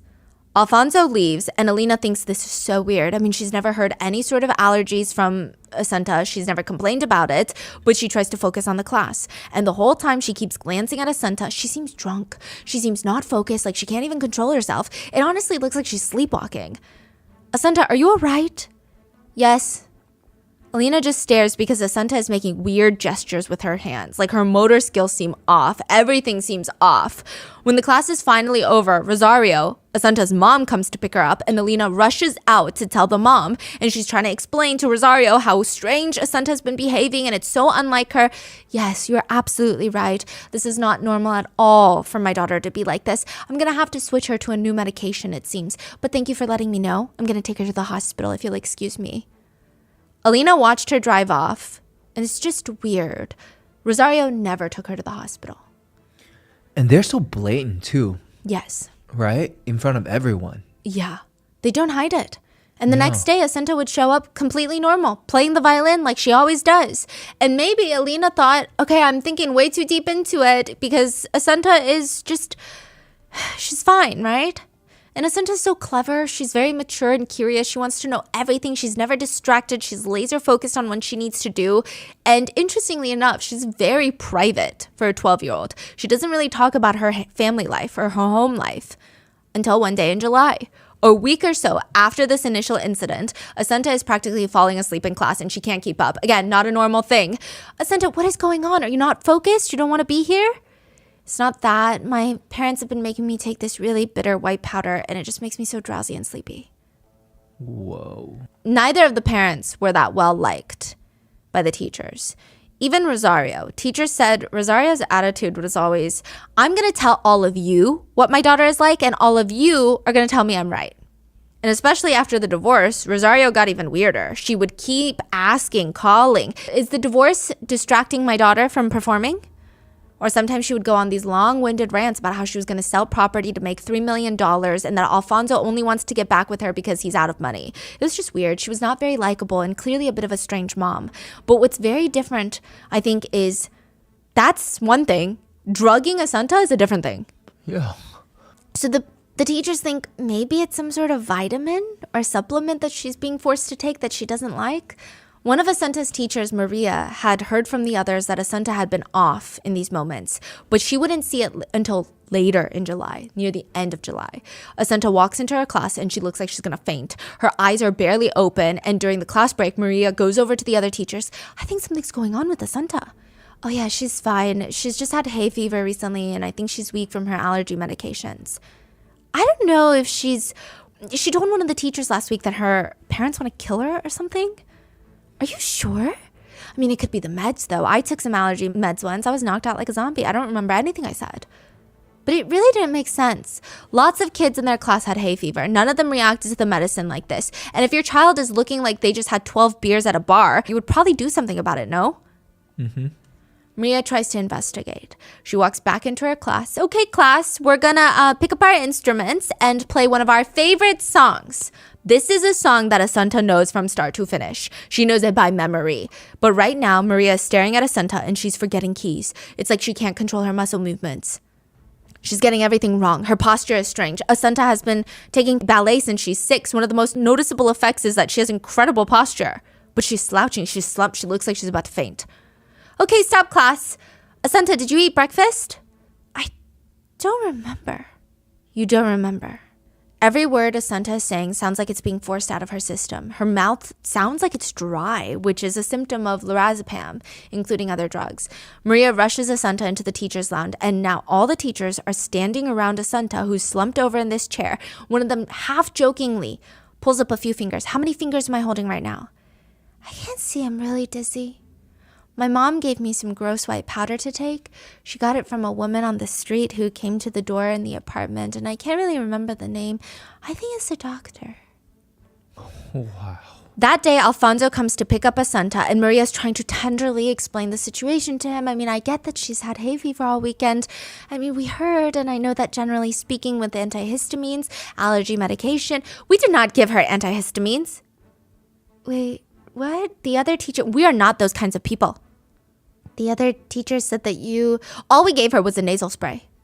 Maria's so confused because you don't act this way from a nasal spray. Like, Benadryl is one thing. Nasal spray? What is he? None of this is making any sense anymore.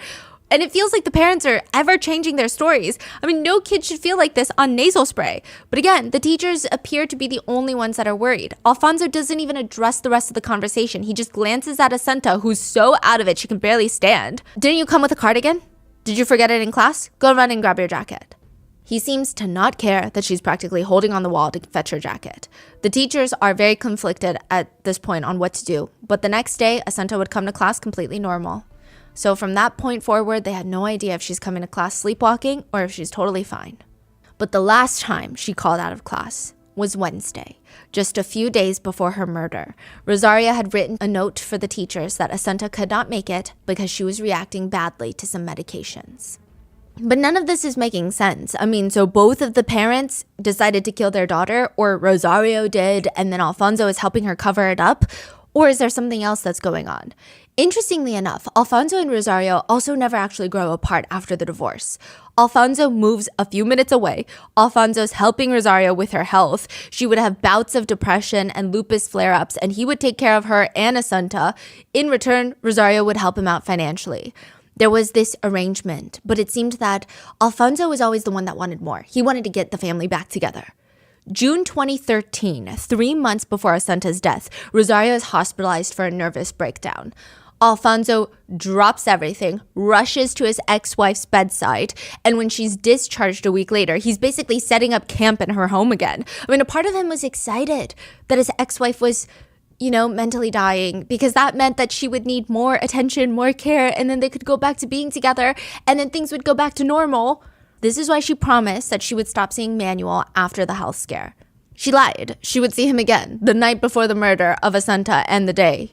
Now, she would go on a little escapade with him on the boat. She would later say to Alfonso, "You're kind of like my brother. Like, we don't even do it anymore." He could not satisfy her like Manuel Garcia could. So what if Alfonso had enough and he decides, I have to hurt Rosario more than she can hurt me? Alfonso is in charge of most of Rosario's medications. On top of that, Rosario does heavily depend on Alfonso, or at least she says she does. She would even say, "It was Alfonso or death. He fed me lunch and dinner, and I was getting worse and worse mentally, and I didn't feel like doing anything. My best friend told me it feels like you're falling into depression head first." Some netizens came up with this new theory that Alfonso knew Rosario was not all there at this point. She's mentally very frail, forgetful, can easily be framed for murder. So that's what he does. He gone girls Rosario. The orange cord in the bathroom was just so suspicious. Why would someone leave it there? Also, how would she know the cord is there to begin with? Yeah. But additionally, most teachers believe that Asunta was always acting strangest when she stayed over at her dad's. The next day, she would always seem drugged. Did Alfonso kill Asunta, his only daughter, to get revenge on his ex-wife? I mean, it feels very extreme, considering that all his ex-wife did was leave him for a married man. But some people, they will do that. And I know that some people are just not cut out for revenge, but it seems that Alfonso is. Apparently, this was a huge fight between Alfonso, but he tried calling Manuel's pregnant wife to tell her the truth about her husband, which I don't know if I can categorically consider it revenge, but it is said it did not come from a place of, let me help Manuel's wife see the truth, but more so, I'm going to ruin this man's life because he ruined mine. But if that's the case, that would mean that he's the one that broke in July 4th. Wouldn't Rosario have recognized him even if he had been wearing a mask, or was she so out of it at this point? And it still doesn't explain away all of her other different versions of stories when she gets caught in her lies. Her story is never adding up, it's ever changing. Even the masked man story, she went from saying that Asunta left the key in the lock outside to later telling another officer that she's the one that left the keys outside. She constantly keeps contradicting herself, changing details. Yeah, just the fact that she didn't report it to the police, knowing someone broke into your house, that alone is sus enough. So the investigators, they go back to the theory that Rosario, for whatever reason, killed Asunta or made the choice to, and Alfonso was helping either during or after the fact for whatever reason. But why? Why would Alfonso agree to that? Why would he do something to help Rosario go be with Manuel, to be freed of him? It's speculated that if Rosario committed murder, maybe Alfonso did something worse than murder to Asunta. After the parents are arrested, they're conveniently put in 2 jail cells right next to each other. The police are secretly recording their jailhouse conversations, trying to see if they say anything damning, if something crazy is going to come out of this. And this part is wild because later news outlets, they recreate conversations and they pick and choose certain phrases and words, effectively Frankensteining and constructing a sentence that never happened, which sways public opinion, obviously. What does that mean? Like they would edit sentences and phrases together to make it sound like they're having a very specific type of conversation that they were not having in jail. You can do that? No, but they did it. And this was before the trial. And the full transcripts are actually included in the book by Mark Guskin. And I have shortened a few, but none of it alters the overall message of what they're talking about. Rosario sounds very emotional in prison. She's frantic. She's jumping from calm to hysterical to depressed to anxious. Alfonso, the whole time, flat, monotone, dead mosquitoing this. It sounds like he's in line waiting for his lunch order. Don't worry, everything will work out fine, and we'll go back home. Don't worry. Who could be doing this to us? I don't know, baby. That's why we have to stay calm. Not to worry. Don't worry about anything, because everything's gonna work out, okay? Okay. I love you and you love me. That's the most important thing, right? But the problem is that they have to, I don't know, get some rest. I want to go home. Do you know how horrible this is? What? If you could see how horrible this is, I want to go home. I know, but don't worry. Everything's fine. No, it isn't. We'll go home. Don't worry. Alfonso the whole time calls her baby, and the words he says are oftentimes loving, but his tone is just so cold and it has no feeling. It seems like everything he says is shallow and meaningless. Who could be doing this damage to us? To me, Alfonso. I don't know, darling. I really don't know. I don't know who wants to do this to us. It's such a cruel trick, but sooner or later, he'll be found out. Of course he will. Of course he'll be found out. I don't have any doubts about that. But why are we here? They must have a whole load of clues. Do you know what I mean? Well, yes, but there are measures that they have to take, and it is how it is. We have to put up with it, and that's that. And maybe tomorrow we'll get out on parole or something of that sort. And then there's going to be a trial, Alfonso? Well, there might not have to be. If they find the one who did it, there won't. And they'll find him. Don't you worry, they'll find him. And so there won't be a trial. There will be one for him, but not for us. He'll spend the rest of his life in prison. But don't you worry, my darling. Don't worry. And then Alfonso briefly warns Rosario, don't say anything you shouldn't, because they could be recording us. Yes, well, what am I going to say that I shouldn't, Alfonso? I know, nothing, of course. Nothing, darling. But anything we say or do, you've seen it. They can take it as, yes, but your dirty imagination is going to cause us lots of problems. What? Wait, what? Your dirty imagination? Your dirty imagination is going to cause us lots of problems. Exactly. What does that mean? We don't know. The word dirty in this situation is most commonly used to describe someone who is sexually hot or sexually feverish. I guess you could say someone has a dirty mind and not have any sexual connotation, but it wouldn't be the right word. I wonder if it's more like naughty is a better translation, more commonly used in a sexual context. So what could they possibly be talking about? When Alfonso left the police station the night that they reported Assunta missing, he ran off, leaving Rosario alone with the investigators.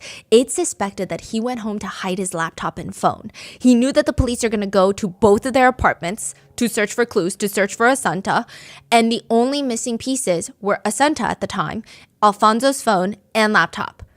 2 months later, when Alfonso is in prison, his attorney reaches out to let the investigators know, hey, Alfonso's apartment lease is going to end soon. It's probably a good time to search the apartment for a laptop. The police show up and the laptop is just sitting on the hallway table. They said it was honestly pretty disrespectful, like the way that it was placed. They're not even trying to make it slick. Someone had just replaced the laptop back. So Alfonso took it away, and who put it back? They don't know. Could be a family friend, could be a family member. Alfonso's family member could be the attorney. It's really, nobody knows. But the hard drive had not even just been wiped, not even just deleted, but completely swapped out for a new hard drive. It is widely believed that Alfonso left the police station after they reported Assunta missing, hid his computer and phone, conveniently hid it, and then authorities believe that more than 500,000 files were deleted.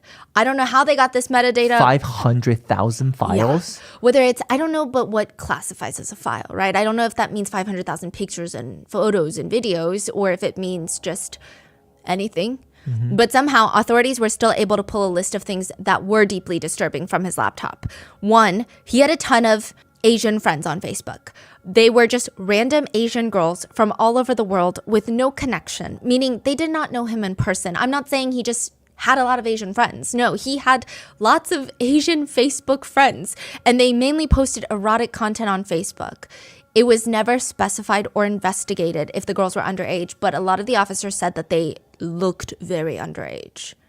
Alfonso additionally frequented a ton of explicit websites where he searched specifically for young Asian girls. But that was said to have been one of his many searches. I would say most netizens are really disturbed by this, but other netizens argue it's nothing to be proud of, yeah, but just because your daughter is Asian and you're searching for Asian women doesn't mean that you're harming your daughter. I mean, I guess in theory, right? But it's just not leaving a good taste in anybody's mouth.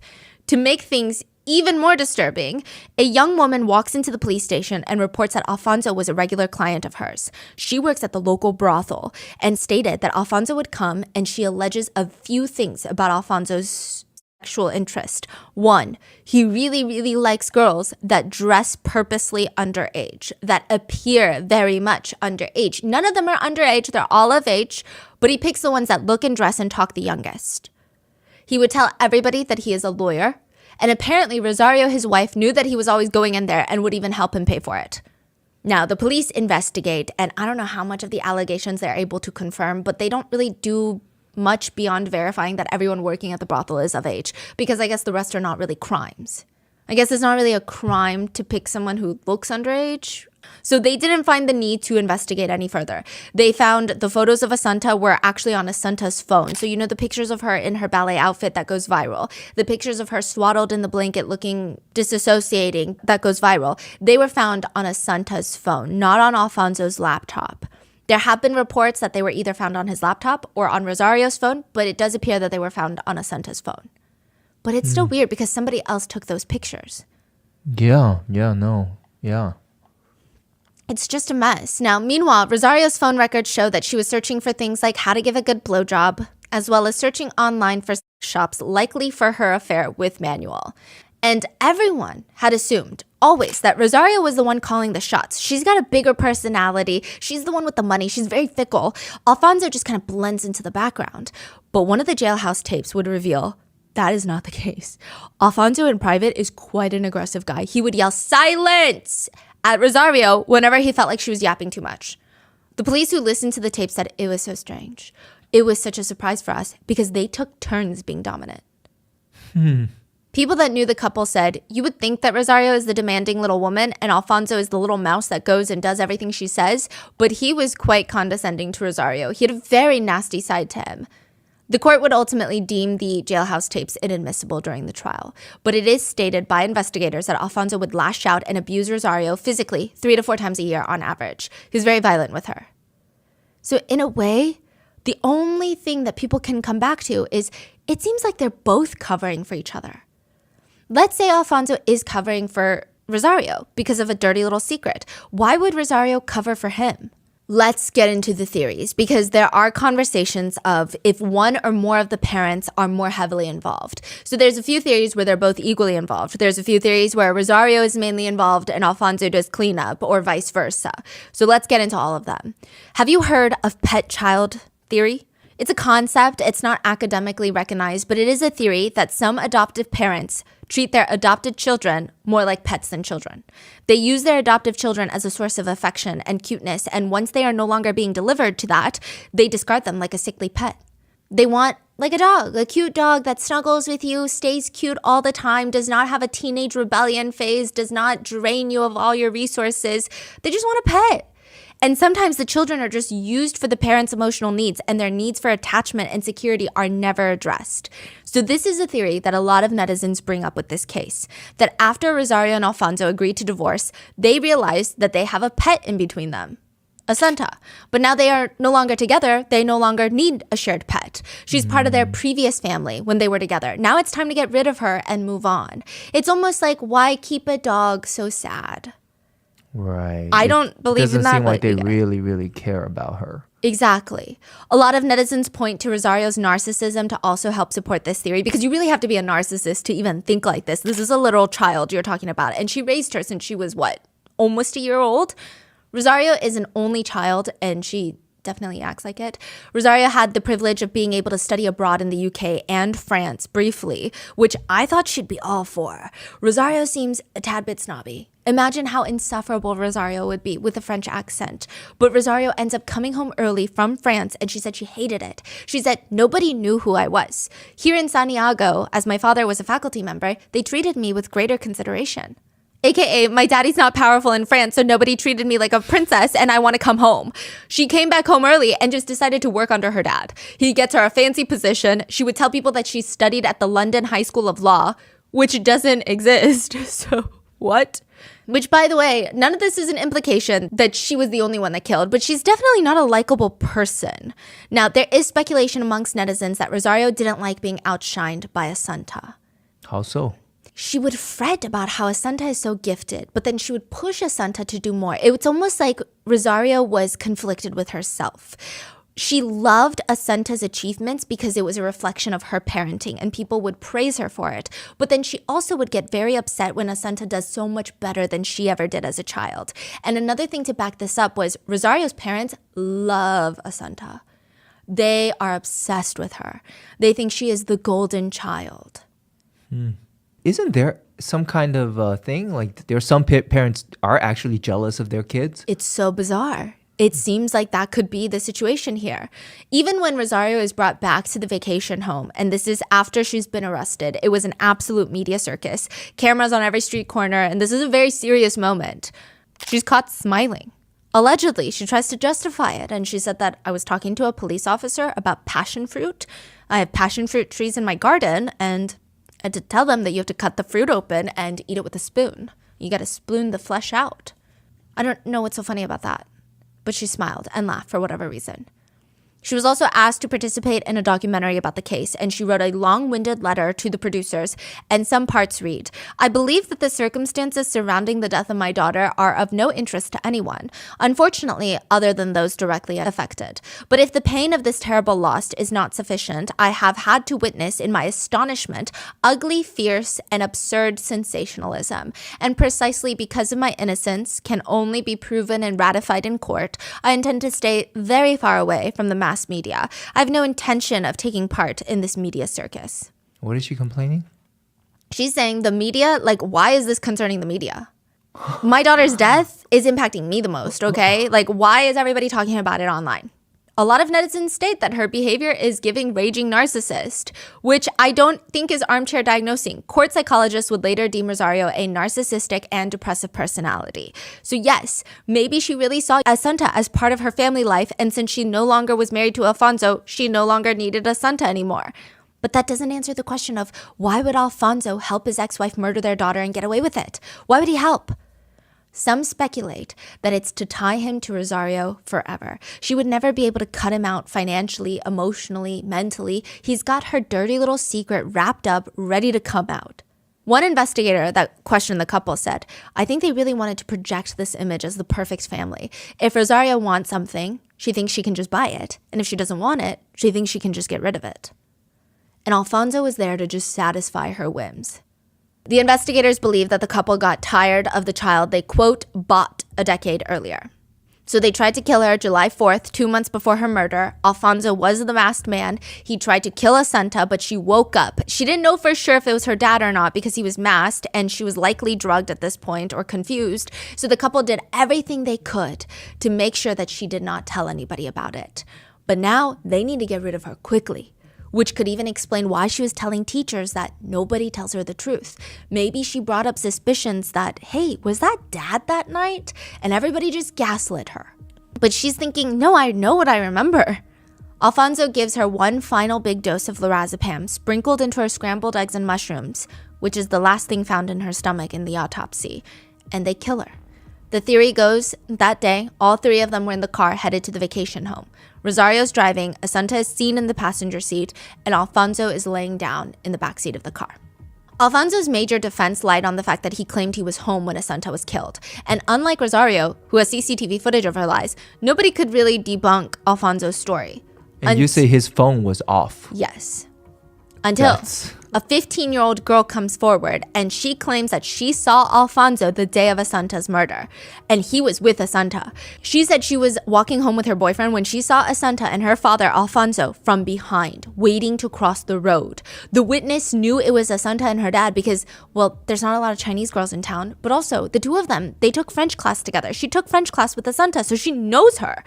It suggested that Assunta and Alfonso were walking to go meet Rosario in her car so they could head to the vacation home together. Now, this was a heavy theory from the prosecutors and the judge. I will say in Spain, the legal process is very confusing. There are judges involved in the pretrial investigations. They're known as examining judges. So in America, it'd be similar to a detective, like the head lead detective. The problem being that sometimes the pretrial judge that is involved in the investigation and speaks to the defendants is also the judge later on. So that can pose to be quite difficult. There are mixed feelings about the judge on this case. Some netizens believe, to put it nicely, the judge just wants to be famous. He would go on these big talk shows and talk about Assunta's case afterwards. He wrote a book that was kind of about Assunta, but not about Assunta. It was like a novel.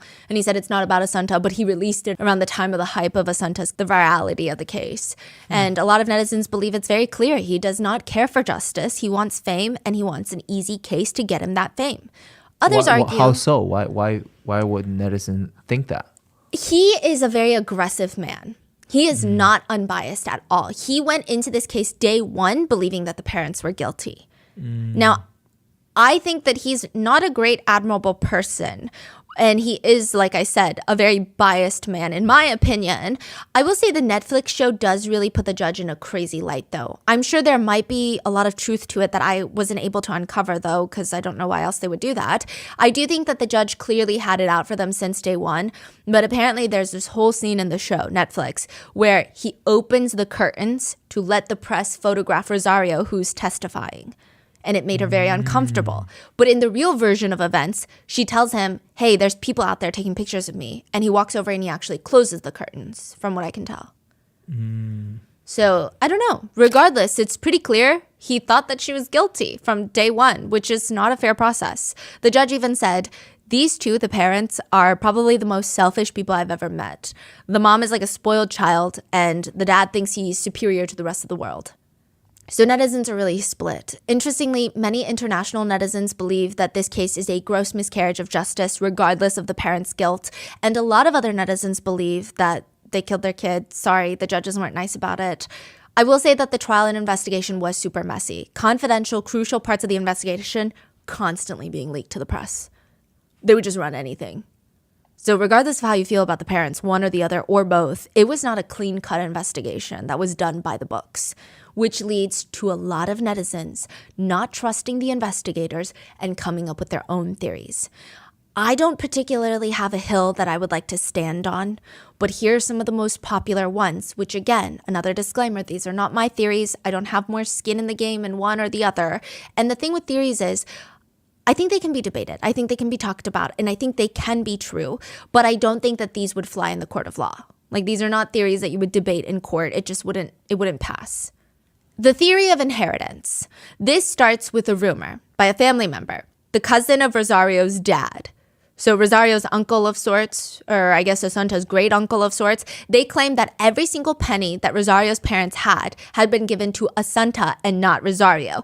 Asunta was the sole inheritor, and the only way for Rosario to cash in on her parents' legacy, all the jewels, property, assets, was for her to kill her own daughter, because then it would go to the next of kin regardless of her will being in place. Which I will say makes a lot of sense until it gets debunked. Apparently there was easy paperwork that shows Rosario, and Rosario alone, is the sole inheritor for all of her family's assets. Additionally, even if everything was left in Asunta's name, she's 12. The person in charge of her estate would have been her guardian, Rosario. I feel like Rosario would have spent the next 6 years trying to figure out how to drain it from Asunta's fund, or I don't know, wait a few years before killing her to make it less suspicious. Not saying Rosario is innocent, I'm just not sure this is the motive. Others say maybe Rosario didn't kill Asunta for the inheritance because the money never went to Asunta, but she killed Asunta because her parents loved Asunta more than they loved Rosario.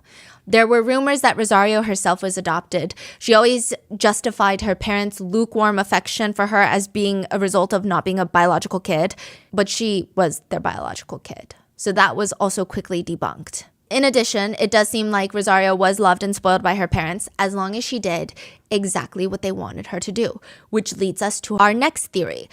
Rosario is a serial killer. Whoa. Rosario killed her parents and Asunta found out. Now Rosario has to kill her daughter. In 2011, 2 people near Rosario died. First, her mom, the one she told psychiatrists she feels like she's in constant competition with. Her mom was a presumably healthy 78-year-old woman, died suddenly in bed. Then 7 months later, her dad died suddenly in bed. Now, this was probably really, really rough on Asunta. She is the precious granddaughter. Her grandparents really loved her. They spoiled her. And there is an email from Alfonso to Rosario during the divorce. This email could be something, it could be nothing. But it reads, I'm not going to lie to you, but I can say to you what happened and what you did is repulsive. I don't want to hurt your feelings, but that's what I feel. And so that's what I want you to know. I don't know if the future will bring us back together or not, but for the time being, in the short term, and even in the medium term, I don't think that I want to go anywhere near your mother's bedroom. Some people said this could be about Rosario cheating and perhaps she did it in her mother's bedroom with Manuel. Or some people think maybe he's talking about something else since Rosario's mom was found dead in her bed. And the only reason he's not turning her in is because he's getting money. Another email from Alfonso to Rosario reads, I have all your most intimate secrets and one of these days I will make them public. Again, could be about her dislikes in bed or her likes in bed, or it could be about murder. Assunta had a WordPress, a blog. There's not much on there except one creepy short story, and some netizens believe it's about her grandparents. The short story by Assunta reads, and this was posted September 2012, exactly a year before she was killed, about a few months after her grandfather died. Once upon a time, there was a happy family, a man, a woman, and a son. One day, the woman was assassinated.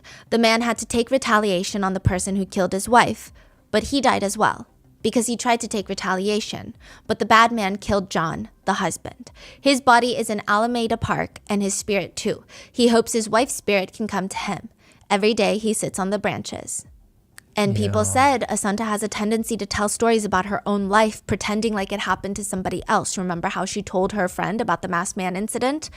Some netizens speculate, is she doing that here? Then we have the next theory. And again, these theories are not mutually exclusive. The truth could really be a mixture of all these theories. We don't know. Is that Alfonso is a pedophile.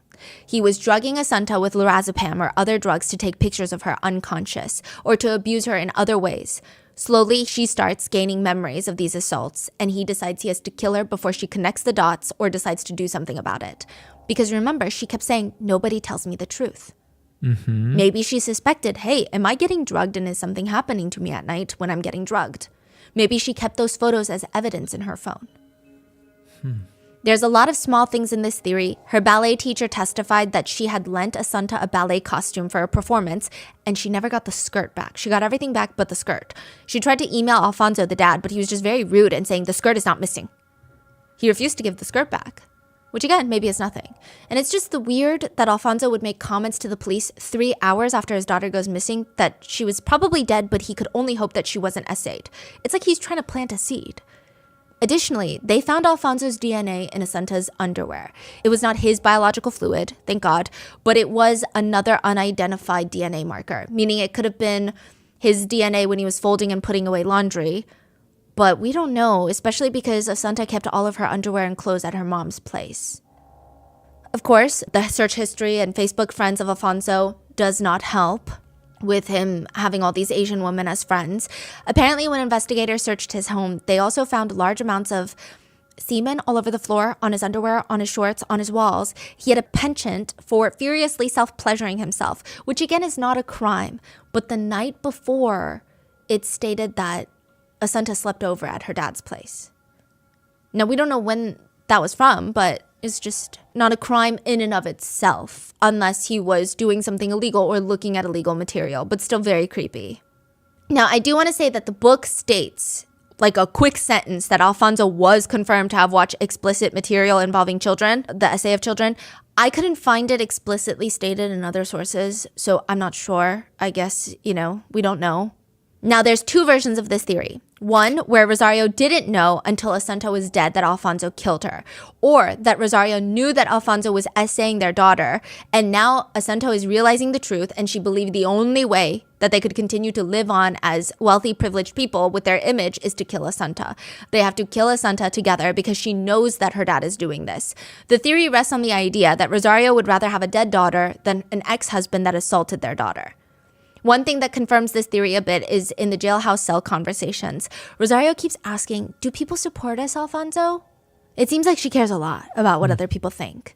And the whole thing with the interviews and the way that she talks about Assunta's achievements, it just seems like she's very obsessed with her image, even though everybody knows she's just not well.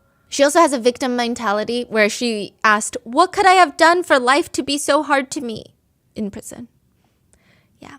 Rosario would defend Alfonso and state that whoever has a problem with the ballet pictures, me, honestly, she said, you guys are the problem. You are the ones with the dirty mind. But she uses that same word. Dirty. Dirty mind. Dirty imagination, dirty mind. But I do want to disclaim there is no outright razor sharp evidence that he did physically essay her, at least not that we could find. I personally think it's very suspicious, and I would not feel comfortable with any adult doing that to any child. The next theory is Alfonso's great revenge. Rosario doesn't know what's going on in this theory. She's innocent, or more innocent than other ones. Some netizens point to jailhouse conversations where Rosario seems genuinely distraught, confused, chaotic, and Alfonso just seems calm. Rosario's crying, and take this with a grain of salt because at this point they both state that they believe they're being recorded. So this could be all show. But she screams, "I can't live without her. I just got better for her, Alfonso." I know, calm down, calm down, calm down. And I thought I could I thought I was hurting her feelings, seeing a mother being so useless, so broken, but I just couldn't cope with so many of the things. Indicating that Rosario truly cared for Assunta, and Alfonso knew the best way to hurt her was to hurt Assunta. Another point netizens bring up is in the jailhouse calls. There is a part where Rosario asks Alfonso if he went out at all.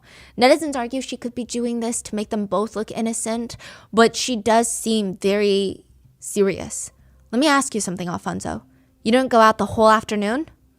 No, not at all. You have my word of honor. I didn't go out. Are you sure? You have my word of honor. And I know that Assunta wrote a strange poem about Rosario, but she also wrote other ones. One is just titled Charo, which is an abbreviation of Rosario, and it reads, "My mom is called Charo and her hair is short. She is thin and her hair is black, and she is beautiful. She does my ribbons for me, and she is a good person. She loves me a lot." But there are a lot of plot holes to this one, like all the other shady stuff Rosario did, and just the fact that Rosario must have known that Assunta was being drugged, no? Her teacher straight up told her about it. Then we have the next theory. Rosario has a mental break, and Alfonso is guilty of pedophilia. So they just kind of support each other, and they don't rat each other out. Rosario has a mental breakdown, snaps, kills Assunta without much premeditation. But that doesn't explain the 3 months of her being drugged. So that's when Alfonso comes in. He's been drugging Assunta for the past 3 months because she keeps remembering things about previous assaults, perhaps. And Rosario ends up killing Assunta because she is overwhelmed.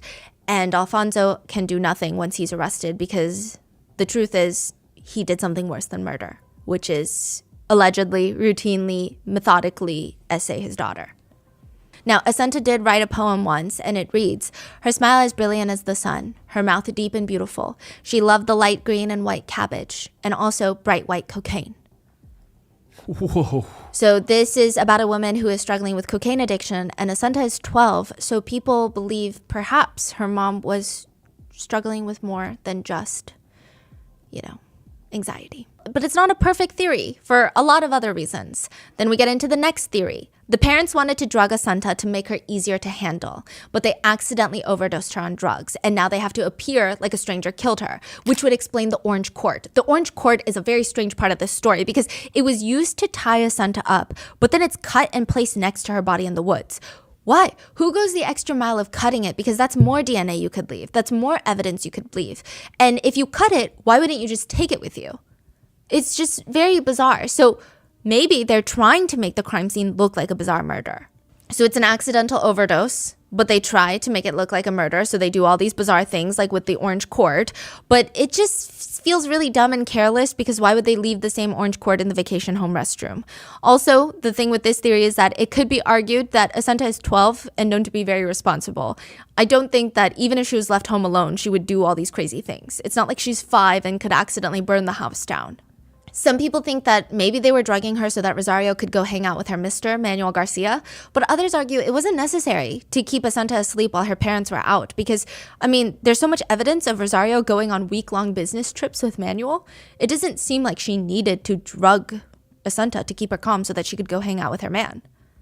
Additionally, the autopsy states that she did not just overdose, she was asphyxiated, and 27 is a lot for an accidental overdose. So the next theory is that strangers killed Assunta.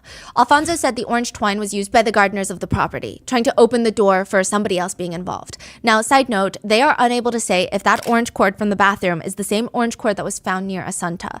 There is the possibility that it is. The chemical composition is the same, but they can't match like the thread fibers of where it was cut.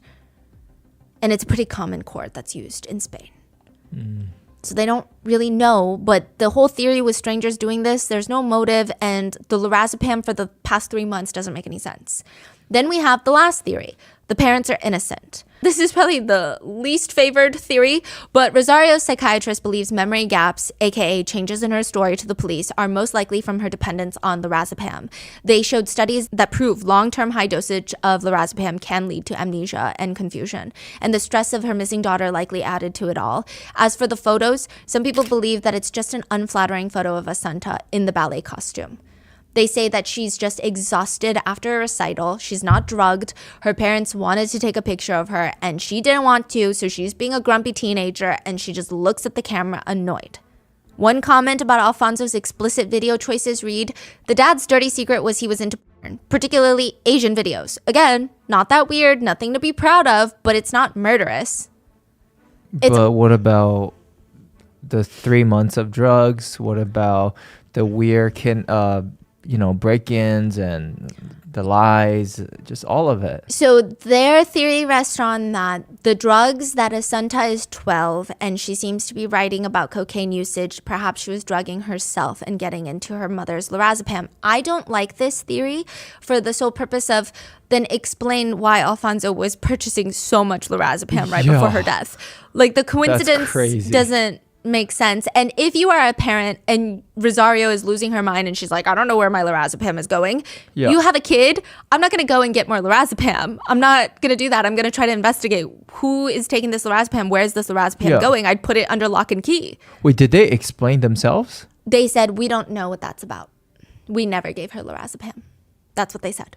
Oh, okay. So then, that just make them sound more sus because they would have said, oh, no, I think she took it because... Yeah. I bought all of those and it keep going missing. So I think that would be I agree. And then with the whole break-in thing, people are saying their biggest fault is they care too much about what people think about them. That's insane. Yeah, I think that's bizarre. That's against human behavior. Someone broke into your house and you're like, oh, let's not let people find out. Yeah. None of our Spanish researchers told us any cultural context of that being a weird thing. Yeah. So maybe they are innocent of murder, just because I never say never, right? But one netizen comment reads, hard to say based on the available evidence, but the fact that they drugged the child was irrefutable, and that alone was appalling enough for them to deserve the sentence that they got. All the theories... What sentence did they get, though? Oh, we're going to get there. Oh, okay. All the theories get very confusing and messy, made even more confusing by the fact that October 30th, 2015, the court found the parents guilty and sentenced them to 18 years in prison. So in Spain at the time, you could not get more than, I believe, 20 years because it was inhumane. But now they've extended it. You are going to get life for killing a child. Oh, wow. Both tried to appeal their convictions, which was overturned. And then November 18th, 2020, one of them was found dead in their cell. Rosario was found with a fabric belt around her neck. She was unresponsive, and this was her third attempt. Some netizens believe it was genuine remorse or guilt that killed her for what she did or didn't do. Other netizens say it's just that she was unable to live with the consequences of her own actions. So this whole case, there's just so many unanswered questions, aside from the obvious ones, right? There are also the small random questions of where did her shoes go? Why was she found barefoot? If all of her shoes are accounted for in the house, then wouldn't that answer something? Why would they keep a safe in a 12-year-old girl's room? Because they were like, they broke in to get the safe in Assunta's room July 4th. Why are they drugging her? Why did Rosario get an obituary for Assunta every single year on the anniversary of her death? Is it genuine sadness over her daughter, or is it narcissism? It read, Assunta Yang Fang, in memoriam, I will always love you, Mom. Meanwhile, Alfonso is still in prison defending his innocence. He said to a former colleague and reporter, a friend of his, what was really hard, what was torture, was losing Assunta. You can put up with everything else I tell you. I get by. Of course, I'd prefer to be free on the outside, but it's not so bad. Lots of things have happened and I have suffered.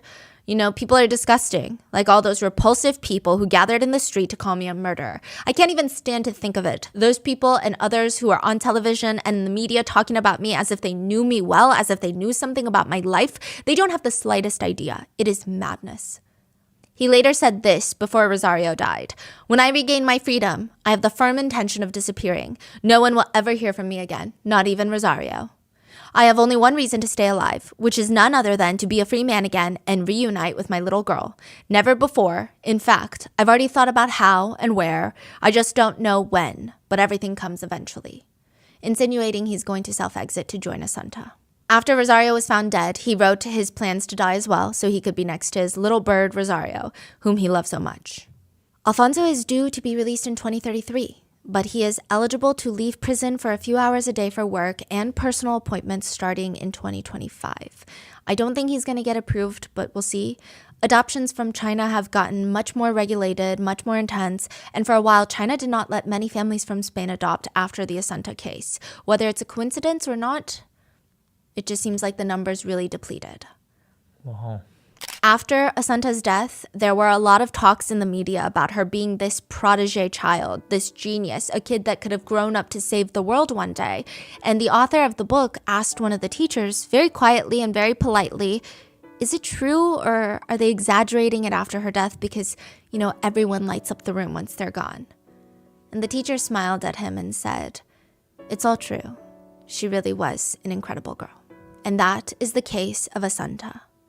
Let me know your thoughts. Did you watch the Netflix documentary? Because I feel like they went into maybe 2 of the popular theories. There's like 50 theories. There's so many theories. What are your thoughts? What do you think makes the most sense? And do you think it matters how corrupt maybe the judge and the prosecutors were versus how guilty the parents seem? Is there a correlation? Does that mean they should get a retrial? Or do you think, no, it's so clear they're guilty, it doesn't matter regardless? Let me know your thoughts and be safe, and I will see you guys in the next one. Bye.